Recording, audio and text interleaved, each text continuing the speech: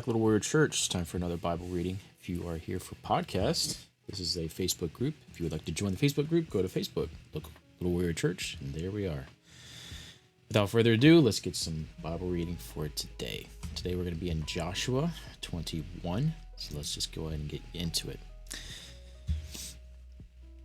The heads of the father's house of the Levites came near to Eleazar the priest and to Joshua the son of Nun, and to the heads of the fathers' houses of the tribe of the children of Israel. They spoke to them at Silo in the land of Canaan, saying, Yahweh commanded through Moses to give us cities to dwell in, with their pasture lands for our livestock. The children of Israel gave to the Levites out of their inheritance according to the commandment of Yahweh these cities with the pasture lands. The lot came out for the families of the Kohathites. The children of Aaron the priest, who were of the Levites, had 13 cities by lot, out of the tribe of Judah, out of the tribe of Simeonites, out of the tribe of the Benjamin. The rest of the children of Kohath had 10 cities by lot, out of the families of the tribe of Ephraim, out of the tribe of Dan, and out of the half-tribe of Manasseh. The children of Gershon had 13 cities by lot, out of the families of the tribe of Issachar, out of the tribe of Asher, out of the tribe of Naphtali, and out of the tribe of Manasseh and Bashan. The children of Merari, according to their families, had 12 cities, out of the tribe of Reuben, out of the tribe of Gad, and out of the tribe of Zebulun. The children of Israel gave these cities with their pasture lands by lot to the Levites, as Yahweh had commanded by Moses. They gave out of the tribe of the children of Judah, and out of the tribe of the children of Simeon these cities which were mentioned by name. And they were of the children of Aaron, of the families of the Kohathites, who were with the children of Levi, for also was their first lot. They gave them Kiriath Arabah, named after their father of Anak, also called Hebron, and the hill country of Judah with the pasture lands around it.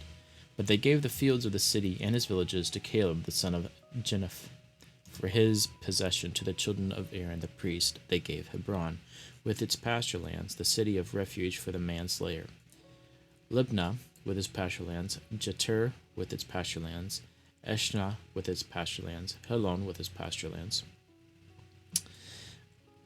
And the families of the children of Kohath, the Levites, even to the rest of the children of Kohath, had cities for the lot out of the tribe of Ephraim. They gave them Shechem with its pasture lands in the hill country.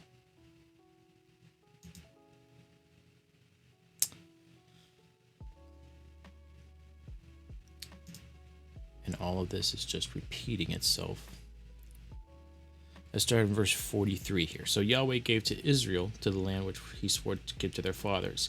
They possessed it and lived in it. Yahweh gave them the rest all around, according to all he swore to their fathers. Not a man of all their enemies stood before them. Yahweh delivered all their enemies into their hand. Nothing failed of any good thing which Yahweh had spoken to the house of Israel. All came to pass.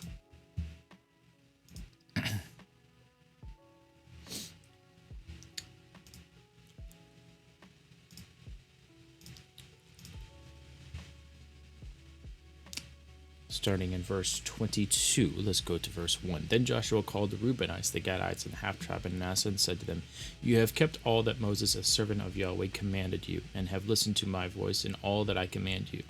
You have not left your brothers these many days to this day, but have performed the duty of the commandment of Yahweh your God. Now Yahweh your God has given rest to your brothers as he spoke to them. Therefore now return and go to your tents to the land of your possession, which Moses the servant of Yahweh gave you beyond the Jordan. Only take diligent heed to do the commandment and the law which Moses the servant of Yahweh commanded you, to love Yahweh your God, to walk in all his ways, to keep his commandments, to hold fast to him, and to serve him with all your heart and with all your soul. So Joshua blessed them and sent them away. Now, if you remember, this was the family that came to Moses and asked if they could keep the land that they were residing in now because they were blessed by it. And Moses said, you may keep it, but you have to go fight for the Israelites to possess the other land. And they agreed. So now they're going to go back to their land. And this is Joshua's command to them, that they love their God with all their heart and walk in his commandments, because they're going to be kind of separated from the tribe of Israel by the Jordan River. So Joshua blessed them and sent them away and went to their tents. Now to the one half tribe of Manasseh, Moses had given inheritance in Bashan, but Joshua gave to the other half among their brothers beyond the Jordan westward. Moreover, when Joshua sent them away to their tents, he blessed them and spoke to them, saying, Return with much wealth in your tents, with very much livestock, with silver, with gold, with bronze, with iron, and with very much clothing. Divide the plunder of your enemies with your brothers. The children of Reuben and the children of Gad and half tribe of Manasseh returned and departed from the children of Israel out of Shiloh, which is in the land of Canaan, to go to the land of Gilead, to the land of their possession, which they owned according to the commandment of Yahweh by Moses. When they came to the region near the Jordan, that is the land of Canaan, the children of Reuben and the children of Gad and the half tribe of Manasseh built an altar there by the Jordan, a great altar to look at.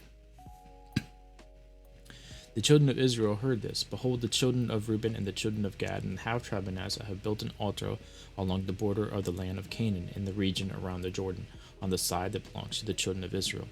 When the children of Israel heard of it, the whole congregation of the children of Israel gathered themselves together at Shiloh to go up against them to war. The children of Israel sent to the children of Reuben and to the children of Gad and to the half tribe of Manasseh and to the land of Gilead. Phinehas the son of Eleazar the priest, with him 10 princes, 1 prince of the father's house for each of the tribes of Israel, and they were each head of their father's houses among the thousands of Israel. They came to the children of Reuben and to the children of Gad and the half tribe of Manasseh to the land of Gilead, and they spoke with them, saying, The whole congregation of Yahweh says, What trespass is this that you have committed against God of Israel, to turn away today from following Yahweh, and that you have built yourselves an altar to rebel today against Yahweh? So they were building an altar to a different God. This is the iniquity of Peor, too little for us, from which we have not cleansed ourselves to this day, although there came a plague on the congregation of Yahweh, that you must turn away today from following Yahweh. That will be, since you rebelled today against Yahweh, that tomorrow he will be angry with the whole congregation of Israel. However, if your land possesses is unclean, then pass over to the land of the possession of Yahweh, in which Yahweh's tabernacle dwells, and take possession among us, but don't rebel against us, Yahweh, nor rebel against us in building an altar other than Yahweh, our God's altar. Didn't Achan the son of Zerah commit a trespass in the devoted thing, and wrath fell on all the congregation of Israel? That man didn't perish alone in his iniquity. So these 3 tribes built an altar to a different God, even though God helped them. He didn't help them. He gave them possession of the land. This is just how wicked they were. Alright, let's go on to the book of Luke. And in Luke, we're going to be in chapter 20.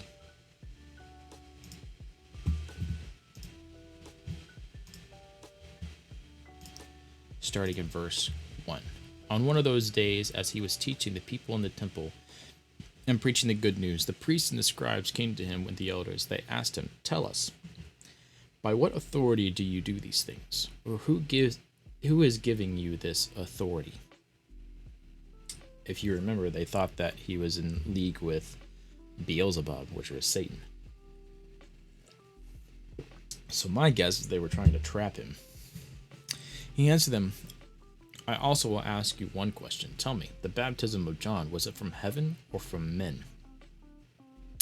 They reasoned with themselves, saying, If we say from heaven, he will say, Why didn't you believe him? This is true. But if we say from men, all the people will stone us, for they are persuaded that John was a prophet. They answered that they didn't know where it was from. Jesus said, Neither will I tell you what authority I do these things. I think the whole point Jesus was trying to make there is like, you don't have, by your own reasoning, you don't have any authority, because you do not even understand the kind of authority that Jesus had, or where it came from. Verse 9. He began to tell the people this parable. A man planted a vineyard and rented it out to some farmers, and went into another country for a long time. At the proper season, he sent a servant to the farmers to collect his share of the fruit of the vineyard. But the farmers beat him and sent him away empty. He sent yet another servant, and they also beat him and treated him shamefully, and sent him away empty. He sent yet a third, and they also wounded him and threw him out. The Lord of the vineyard said, What shall I do? I will send my beloved son. It may be that seeing him, they will respect him. But when the farmers saw him, they reasoned among themselves, saying, This is the heir. Come, let's kill him, and let the inheritance may be ours. Then they threw him out of the vineyard and killed him. What therefore will the Lord of the vineyard do to them? He will come and destroy these farmers, and will give the vineyard to others. When they heard that, they said, May that never be. But he looked at them and said, Then what is it that is written? The stone which the builders rejected was made the chief cornerstone. Now this is a representation. Israel, and God sent Israel many, many prophets. And what did they do? They beat them and sent them out, and they killed almost all of them. And so what did God do? He said, I will send my only son, maybe he'll respect them. And what happens? Well, Jesus was crucified. So that's what this is talking about. And they said, well, may that never be. But he said, what is it written? The stone which the builders rejected was made the chief cornerstone. The stone that everybody rejected now is the stone that is holding the building in place. Verse 18, everyone who falls on that stone will be broken into pieces. And this is saying that the Christian life is a sacrifice, but it will crush whomever falls on to dust. People who are against the stone, it will crush into dust. The chief priests and the scribes sought to lay hands on him that very hour, but they feared the people, for they knew he had spoken this parable against them. Yep, they watched him and sent out spies who pretended to be righteous, that they might trap him in something he said. Pretended to be righteous. That's interesting. So as to deliver him up to the power and authority of the governor. They asked him, Teacher, we know that you say and teach what is right, and aren't partial to anyone, but truly teach the way of God. Is it lawful for us to pay taxes to Caesar or not? Oof, now they're getting political. Not only were they, they were being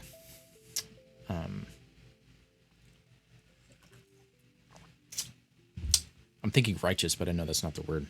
Not only were they being, stuff for religious. There you go. Not only were they religious now they're getting political. Verse 23. But he perceived their craftiness and said to them, Why do you test me? Show me a denarius, whose image and inscription are on it. Now, is Jesus a ruler of political stuff? Absolutely not. So why are they asking him this? They're doing it to test him, to see if they can tell Rome not to pay taxes, and then Rome can get him, so they don't have to. They answered, Caesar's. He said to them, Then give to Caesar the things that are Caesar's, and to God the things that are God's. They weren't able to trap him in his words before the people. They marveled at his answer and were silent. So they were trying to do everything possible to trap him in his own words. So either one, they could kill him, or they could tell Rome about his words, and so Rome could get him. Let's go on to the book of Psalms. And you can definitely see how they tried everything in their own power to get him to say something stupid.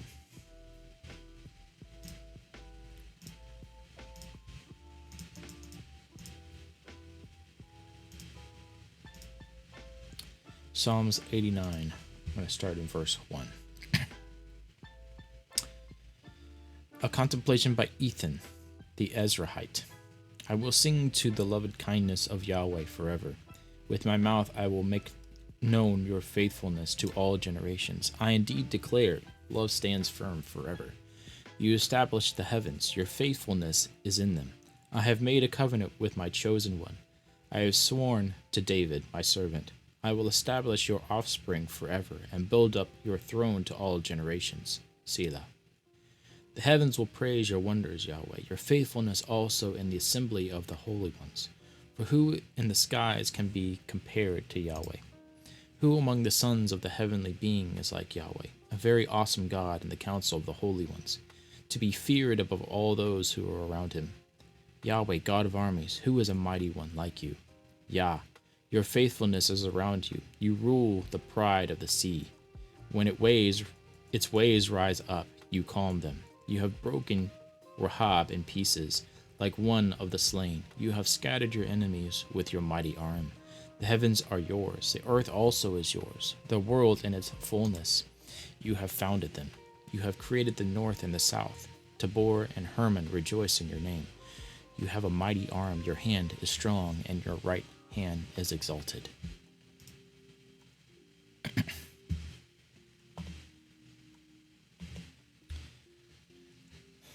Let's go on to the book of Proverbs.